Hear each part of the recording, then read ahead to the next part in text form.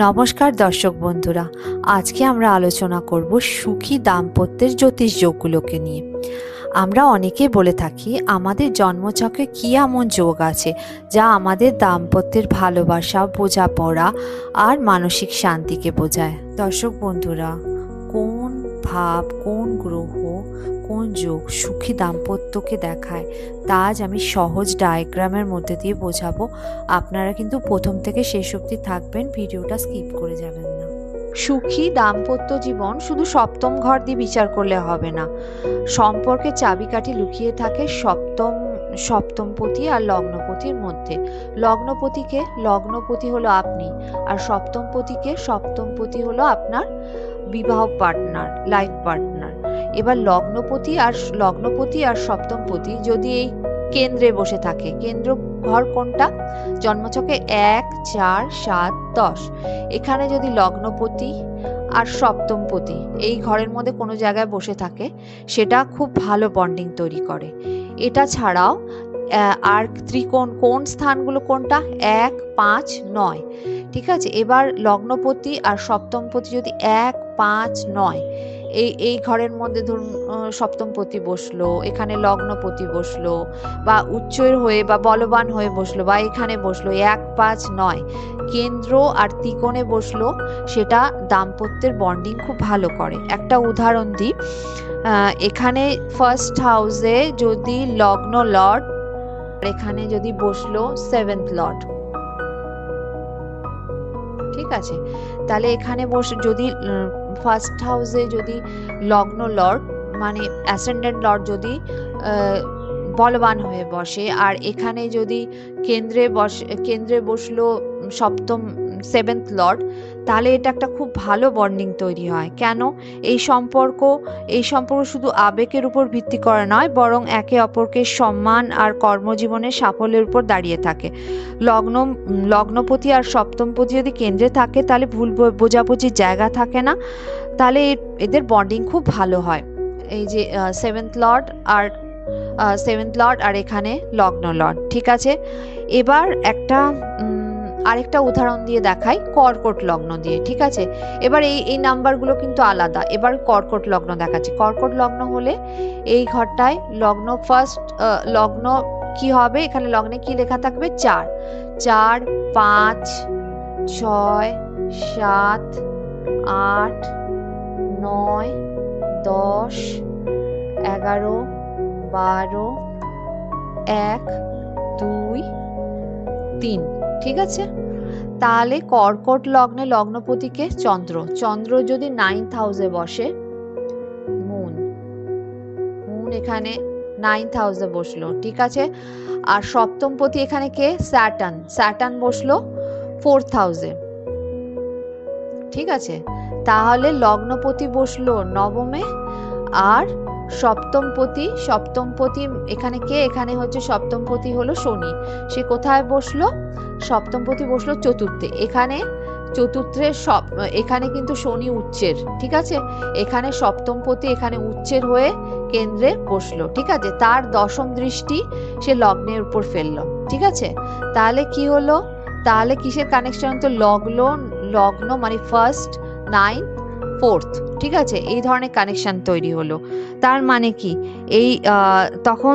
এর মানে কি বোঝায়?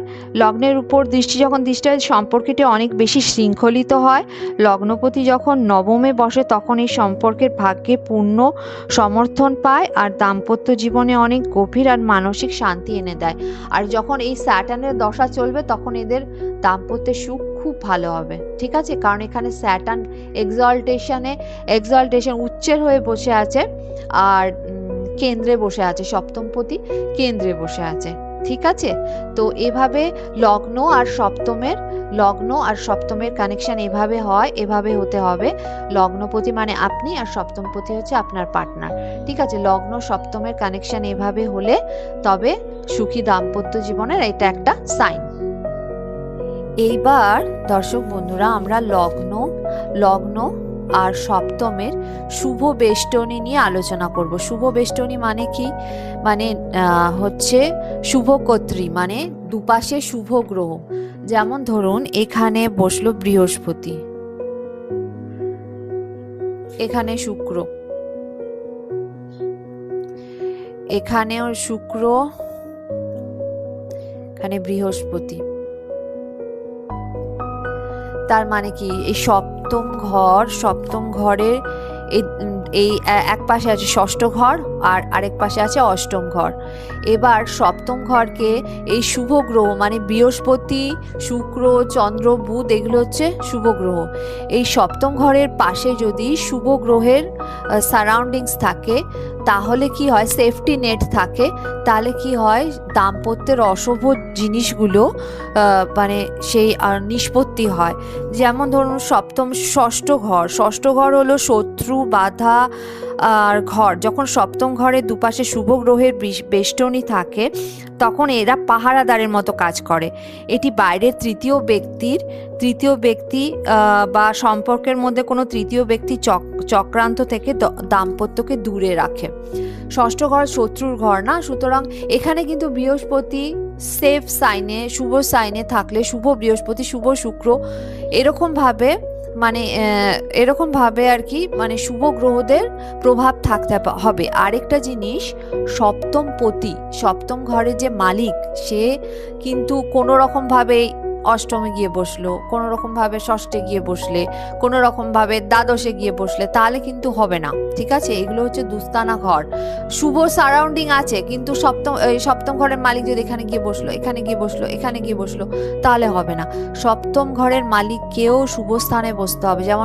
যেমন ধরুন এই যে কেন্দ্রে বসলো, ঠিক আছে, 1, 5, 9 ত্রিকোণে বসলো, শুভ অবস্থায় বসলো সপ্তম ঘরের মালিক, তবে গিয়ে এই জিনিসটা, এই সারাউন্ডিংসটা ভালো কাজ করে, শুভ কর্তৃটা ভালো কাজ করে, ঠিক আছে? ভালো জায়গা, ভালো সাইনে বসলো এখানে কিন্তু কোনো রকম ক্রূর গ্রহের প্রভাব চলবে না।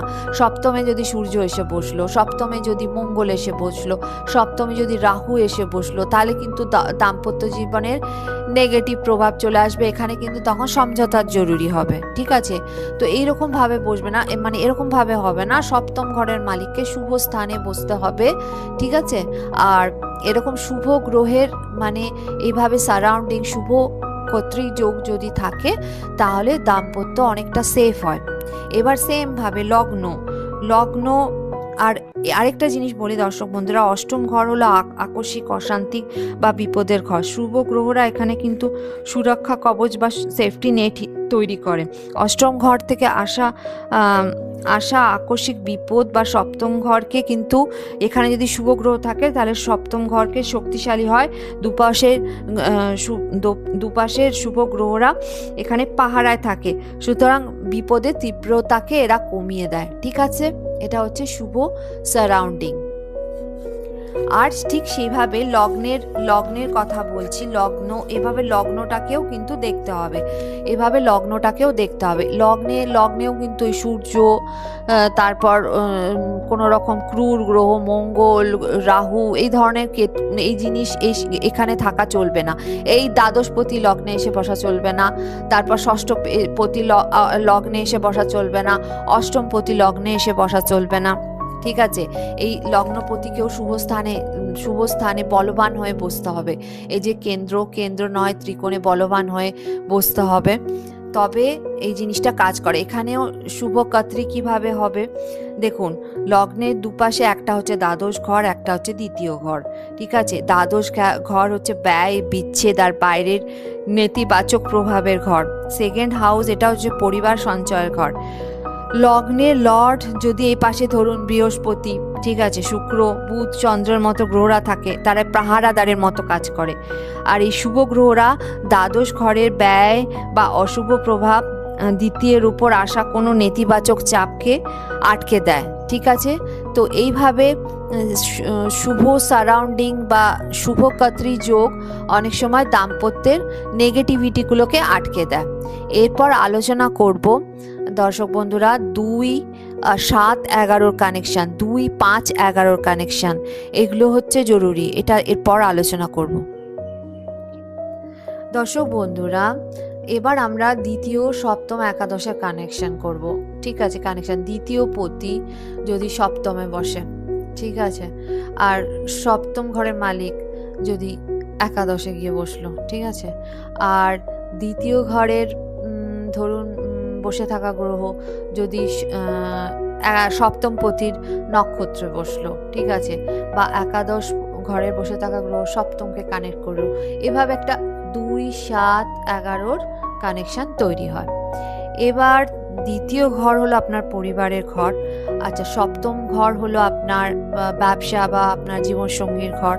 এবার দ্বিতীয় পতি আর সপ্তম পতি দুজনে যদি কনজাংশনে 5th হাউসে বসলো ধরুন, ঠিক আছে, তখন আপনার জীবনসঙ্গী কেবল জীবনসঙ্গী থাকে না, তিনি আপনার পরিবারের একজন, দ্বিতীয় ঘর পরিবার, একজন প্রিয় বন্ধু বা হৃদয়ের মানুষ, ক্লোজ কম্পেনিয়ন হয়ে ওঠেন।